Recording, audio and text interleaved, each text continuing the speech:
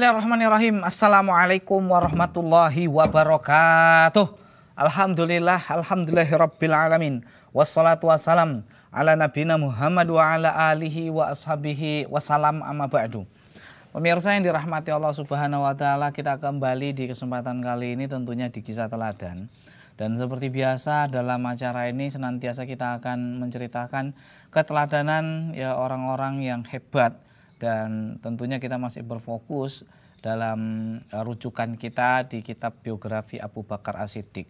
Dan di antara ya prestasi yang didapatkan oleh seorang Abu Bakar As-Siddiq adalah dengan mengirimkan ya sebuah pasukan yang dipimpin oleh Khalid bin Walid untuk menaklukkan Irak ketika itu, pemirsa yang dirahmati Allah Subhanahu wa taala.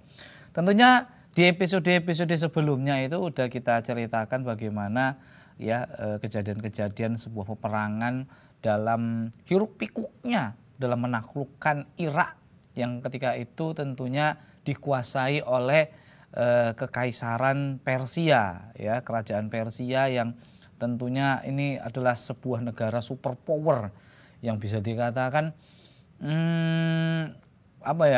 tentaranya banyak banget, bahkan perlengkapan senjatanya pun bukan main-main gitu. Dan Allah Subhanahu wa taala akhirnya memuliakan kaum muslimin, orang-orang Islam dengan keimanan yang mereka miliki tentunya. Ya akhirnya Allah Subhanahu wa taala muliakan dengan kemenangan dan penaklukan Irak ketika itu, pemirsa yang dirahmati Allah Subhanahu wa taala. Kalau kita udah pernah cerita tuh pemirsa ya tentang peperangan Zatu Salasil ya yang dimenangkan oleh kaum muslimin, kemudian juga ada perang Al-Madzar dan juga dimenangkan oleh kaum muslimin, kemudian juga berlanjut ke peperangan yaitu di Al-Waljah juga dimenangkan oleh kaum muslimin juga. Dan sekarang kita masuki ke pertempuran yang berikutnya yang tidak kalah menarik dan memiliki nilai histori yang patut untuk kita ambil pelajaran di kejadian tersebut, yaitu di pertempuran Ulais ya, pertempuran Ulais, sekaligus juga kita akan sedikit membahas tentang penaklukan Amgesia.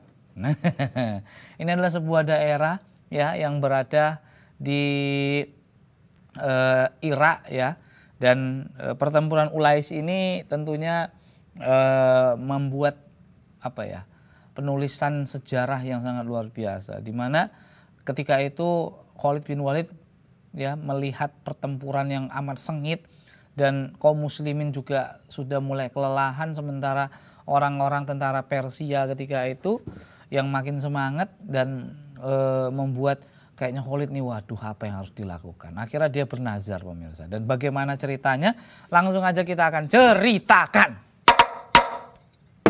Oke, nah dalam pertempuran kali ini pemirsa ya, pertempuran Ulais ya tentunya ketika itu dari pertempuran Al-Madzar itu sudah orang-orang Persia, tentara-tentara Persia itu udah pulang ya, sisa-sisanya itu dengan separuh napas lah, separuh kehidupan karena nengok ke temennya udah kebacok, meninggal. Ya kemudian pun mereka pulang dengan kekalahan, pulang dengan melarikan diri, sementara saudara mereka, mungkin kerabat mereka menjadi tawanan perang. Dan ya nggak sedikit juga yang tergeletak meninggal dunia di medan perang, mati kafir. Ya tahulah kan endingnya kemana kalau mati kafir, ya mlebu neraka ya, naudzubillah min zalik. Nah jadi pemirsa yang dirahmati Allah Subhanahu wa taala, tidak hanya itu, jadi akhirnya orang-orang Persia ini ya akhirnya mencari bantuan ya, bantuan. Akhirnya wong Persia njaluk bantuan juga. Dan akhirnya memang ketika itu orang-orang Nasrani ya, kalau dalam sejarah itu katanya dari kabilah Bakr ya, yang orang-orang Nasrani dari orang Arab yang beragama Nasrani ya, yang dipimpin oleh Abdul Aswad Al-Ajali, dan tentunya mereka bergabung dengan tentara Persia yang lain yang nyusul ketika itu untuk menghentikan sepak terjangnya kaum muslimin, rencananya gitu, yang dipimpin oleh seorang yang bernama Jaban. Jaban bayi ojo kaget, Jabang beda ya, Jaban namanya, Jaban. Wow, ini bukan segede Jaban, itu Gaban, beda juga. Jaban ya. Nah, ini pemirsa yang dirahmati Allah Subhanahu wa taala, tentunya mereka berkoalisi gitu, membentuk pasukan untuk menghentikan kaum muslimin. Yang pasukannya ini bukan main-main ya, tentunya masih tetap banyak gitu kan. Wong Persia nggak entek-entek seakan-akan itu dipaten woke, bukan 10-20 sebiji 2 biji, melainkan ratusan ribu ya, hampir puluhan ribu ya udah di lenyapkan oleh kaum muslimin ketika, tapi belum habis juga gitu. Maka ketika itu Bahman Zazzawai memberikan perintah ya agar kiranya tidak menghadapi kaum muslimin kecuali dengan serangan yang mendadak. Karena kalau kaum muslimin dikasih persiapan, kayaknya kemenangan itu kecil. Susah untuk mengalahkan kaum muslimin. Jadi ketika orang itu kalau bisa nyampe langsung gerbek, serang gitu. Jadi nggak ada persiapan, nggak ada strategi-strategi. Karena dia tahu pemimpin kaum muslimin, panglima perangnya ketika itu Khalid bin Walid, orang yang zaki, orang yang cerdas. Kemudian pun dia enggak lemes, enggak, dia memang kuat gitu. Pribadinya kuat, kemudian juga tentaranya kuat, strateginya pun luar biasa, kemudian jago berorasi, sehingga kayaknya kepemimpinan seorang panglima perang yang nggak ada duanya, ya cuma satu itu tok, ya siapa lagi kalau bukan Khalid bin Walid gitu. Mereka pun menyadari hal tersebut. Terbukti di seluruh peperangan yang diikuti oleh Khalid bin Walid, ora pernah kalah kaum muslimin, termasuk yang penaklukan Irak. Padahal lawannya itu bukan imbang gitu loh. Dari segi persenjataan lebih lengkap, jumlah lebih banyak, ya. Cuman kok bisa kalah wong Persia gitu kan? Nah inilah pemirsa yang dirahmati Allah Subhanahu wa taala. Nih, ya. Jadi mereka mau bagaimana cara menaklukkannya itu? Di antaranya adalah dengan menyerang secara ngagetin gitu, menyerang secara mendadak sehingga kaum muslimin diharapkan bisa takluk ketika itu karena belum ada strategi dan persiapan dari sang panglima perang yaitu Khalid bin Walid. Nah, kira-kira bagaimanakah ya keadaan kaum muslimin ketika strategi yang dilakukan oleh orang Persia dengan berkoalisi dengan orang Arab Nasrani? Ya insya Allah nanti akan kita lanjutkan kembali setelah yang berikut ini. Jangan kemana-mana, tetap bersama kami di Kisah Teladan.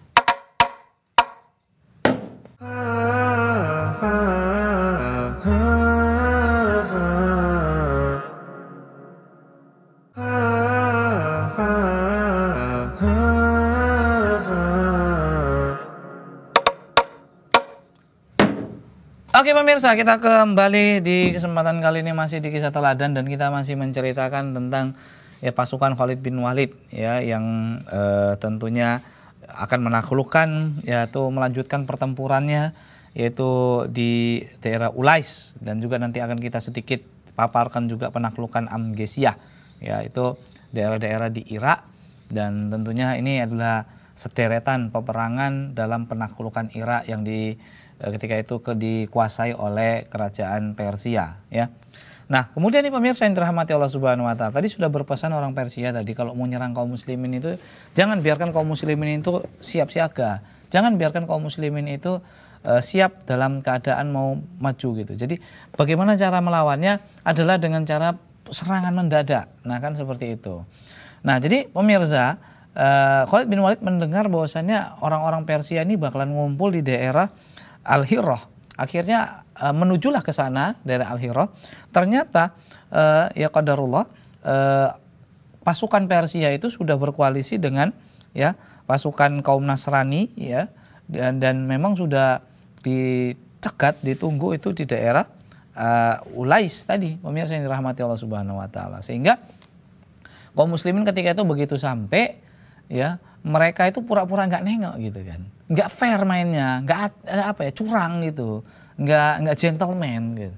Jadi orang kaum muslimin tuh belum sempat makan, minum apa gitu, nggak ada, langsung diserangnya gitu, ya Allah. Jadi masih aduh capek, wah diserang kita, wah masuk mau minum, minum pun mungkin masih berapa takut udah jumpa lawan gitu. Nah disitulah pemirsa yang dirahmati Allah Subhanahu wa taala, akhirnya kaum muslimin kembali berperang lagi ya di daerah tadi daerah Ulais ya, daerah Ulais dan peperang situ kaum muslimin kelunding. Ya walaupun belum ada strategi khusus ya. Nah di tengah pertempuran itulah kaum muslimin kok kayaknya berat kali. Memang pertama masih semangat, lah orang kafirnya nih nggak ada itu. Tapi memang jumlah tidak bisa tidak bisa berbohong gitu. Memang jumlahnya sangat banyak ya ketika itu, dan kaum muslimin kayaknya kok susah sekali itu untuk menembus benteng ataupun pertahanan dari orang-orang Persia tadi gitu, berlapis-lapis gitu. Wah, kesusahan nih kaum muslimin. Kan memang infanterinya itu ya, tentara-tentaranya itu memang jago, perlengkapannya lengkap gitu. Kaum muslimin agak kesulitan untuk menaklukkan. Masya Allah. Jadi bagaimana itu pemirsa yang dirahmati Allah Subhanahu wa Ta'ala. Sambil di pertengahan pertempuran itulah Khalid bin Walid terus membuat strategi. Oke, sayap kanan sama si ini, sayap kiri sama si fulan. Oke, Asim bin Umar ke sana, ini kamu ke sana. Jadi strateginya langsung mengalir gitu. Karena susah melawan di mendadak gitu. Jadi belum sempat pasang strategi. Jadi pemirsa yang dirahmati Allah Subhanahu wa Ta'ala, akhirnya pemirsa melihat kesusahan itu, Khalid pun agak khawatir dia nih, aduh ini kok sempat kalah nih kaum muslimin, aduh. Akhirnya di situlah pemirsa yang dirahmati Allah Subhanahu wa Ta'ala ya. Nah, Khalid ya mengatakan ya ataupun seakan-akan dia bernazar kepada Allah Subhanahu wa Ta'ala ya, ya Allah, sesungguhnya aku bersumpah kepadamu katanya, apabila engkau berikan pundak mereka kepada kami, niscaya kami tidak akan menyisakan salah satu di antara mereka yang kami kuasai, hingga akan aku alirkan sungai-sungai mereka dengan darah mereka. Itulah sumpah dari seorang Khalid bin Walid. Dan subhanallah, Allah Subhanahu wa Ta'ala maha besar. Kemudian Allah memberikan karunia kepada kaum muslimin ya, yang awalnya peperangan itu semakin dahsyat di siang harinya, nggak habis-habis. Kemudian seakan-akan udah jumlah mereka banyak, semangat mereka pun semangat 45 pemirsa. Ya, semangat 45 luar biasa. Dan tiba-tiba sampai udah agak-agak sore, mereka sudah mulai agak kelenger gitu, udah mulai kelelahan, bacoknya pun udah mulai pucat dia.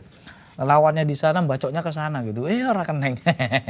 Udah mulai kelelahan gitu. Sementara kaum muslimin semangatnya belum surut-surut juga, walaupun kesusahan untuk menembus lapisan lawan ya, pertahanan lawan ya di awal, namun sampai di sore harinya pun semangatnya masih membara pemirsa, sehingga mau nggak mau orang Persia pun mundur, udah mulai agak kocar-kacir pemirsa. Maka di situ tidak ada ampun lagi ya. Maka akhirnya kaum muslimin ketika itu langsung mengeksekusi ya orang-orang yang tentunya sudah pucat ya, udah capek tanah aku, majulah, udah gini-gini aja dia ada. Yang deket kebacok. Ya akhirnya apa pemirsa? Ya kalau orang udah nggak fokus lagi perang ya udahlah. Ya. Tengok dia masih ini ada juga yang masih semangat, mungkin 1-2 kan semangat, tengok kawan ke sandung, apa ini? Kok bulat bola apa macam mana nih? Tengok kepala kawan. Waduh. Aduh yang masih perang tuh keceplok, ketampol gitu kan. Tengok tangan kawan. Kan ngeri juga kita. Begitu pucat dia megang pedang pun gemeteran jadinya. Maka itu pemirsa yang dirahmati Allah Subhanahu wa Ta'ala. Nah disitulah orang-orang Persia udah mulai kendor, maka serangan kaum muslimin terus ditingkatkan. Ditambah lagi strategi sama Khalid. Kamu ke sana, akhirnya orang-orang kafir, orang-orang Persia ya ketika itu terkepung pemirsa yang dirahmati Allah Subhanahu wa Ta'ala. Dan apa yang terjadi? Tentunya ya mereka pun akhirnya kalah dalam peperangan tersebut. Pemirsa yang dirahmati Allah Subhanahu wa Ta'ala. Allah Subhanahu wa Ta'ala membantu Khalid bin Walid dan pasukannya untuk meraih kemenangan ya. Dan tidaklah kita ketahui bahwasanya setiap kemenangan itu pasti Allah lah yang akan memberikan, bukan karena Khalid bin Walid hebat, bukan karena Asim bin Umar hebat, bukan karena kaum muslimin yang ikut berperang itu adalah orang yang hebat-hebat, yang melainkan semua kemenangan yang diraih oleh kaum muslimin adalah anugerah dari Allah Subhanahu wa Ta'ala. dan patutnya kita mengambil pelajaran dan bersyukur akan hal tersebut. Dan bagaimana kelanjutan ceritanya? Insya Allah akan kita ceritakan setelah jeda berikut ini. Jangan kemana-mana, tetap bersama kami di Kisah Teladan.